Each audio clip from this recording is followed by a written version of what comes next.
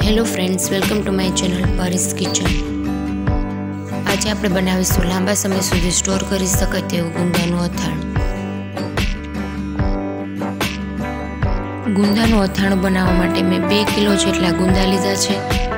તેને વોશ કરી અને આ રીતે ડાળીથી અલગ કરી નાખશું અને ગુંદા તૂટી ન જાય તે રીતે તેમાંથી થળીઓ બહાર કાઢશું।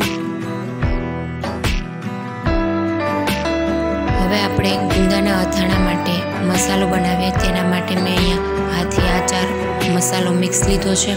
200 ગ્રામ જેટલો, 1 ચમચી જેટલી હિંગ લીધી છે અને 200 ગ્રામ જેટલા રાઈના કુરિયા લીધા છે।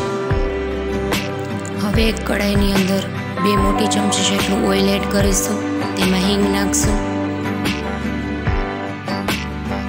પછી રાઈના કુરિયા નાખશું, 2 ચમચી જેટલી હળદર નાખશું અને થોડીક વધારે માત્રામાં નમક એડ કરશું। ગેસની ફ્લેમ ધીમી રાખશું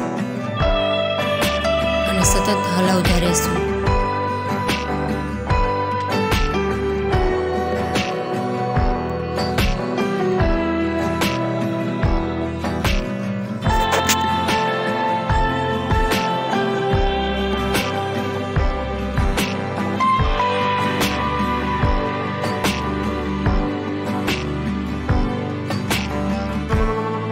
હવે તેમાં હાથી આચાર મસાલા મિક્સ એડ કરીશું અને ગેસ ઓફ કરશું અને સરખો મિક્સ કરી લેશું। આપણો મસાલો તૈયાર થઈ ગયો છે।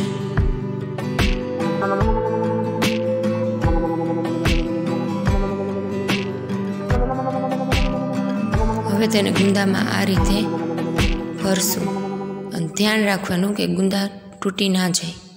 તો તૈયાર છે આપણું ગુંદાનું અથાણું।